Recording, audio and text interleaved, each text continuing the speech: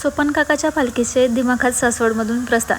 तर नमस्कार, मी प्रिया सौरभ घरे तुमचं वारी स्पेशल ब्लॉगमध्ये स्वागत करते। तर आज होता सोपन काकांच्या पालखीचा प्रस्थान सोहळा। त्यासाठी गेलो होतो आम्ही सासवडच्या सोपनदेव मंदिरामध्ये। तर मंदिराच्या बाहेरच उभे असलेल्या सोपन काकांच्या रथाचं छानपैकी आम्ही दर्शन घेतलं आणि तिथून पुढे आम्ही गेलो सोपन काकाच्या मंदिरामध्ये। मंदिरामध्ये भरपूर गर्दी होती, त्याच्यामुळे आम्ही मंदिराच्या दरवाजावरच पाया पडलो। आज सोपन काकांच्या पालखीचा प्रस्थान सोहळा होता, त्यासाठी भरपूर वारकरी तिथे जमले होते। भरपूर भाविक रांगेने दर्शनासाठी थांबले होते। तिथे शेजारी असलेल्या भागीरथी कुंडाचं आम्ही दर्शन घेतलं। भागीरथी कुंडापाशी आम्ही थोडा वेळ रेंगाळलो आणि आजूबाजूचा परिसर पाहू लागलो। तर पुरंदर तालुक्याचे जीवनदायिनी मानली जाणारी कऱ्हा नदी ही सोपन काकाच्या मंदिराच्या शेजारूनच वाहते। तर तिथे सगळे भाविक त्यांचे स्नान करत होते।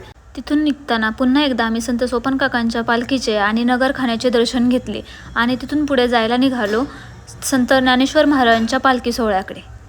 सासवडमध्ये संत ज्ञानेश्वर महाराजांची पालखी मुक्कामी असल्यामुळे सर्व भाविक तिथे दर्शनासाठी आले होते। आम्हीही संत ज्ञानेश्वर महाराजांच्या रथाचे दर्शन घेतले।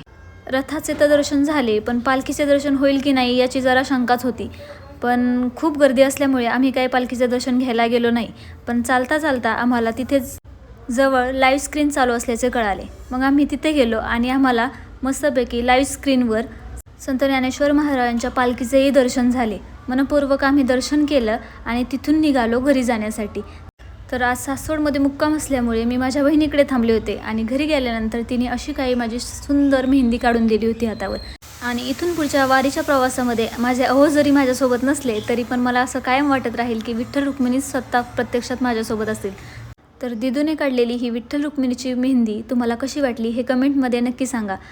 तुम्हाला माझे व्हिडिओ आवडत असतील तर लाईक करा आणि पुढच्या व्हिडिओसाठी फॉलो नक्की करा। तोपर्यंत सगळ्यांना रामकृष्ण हरी।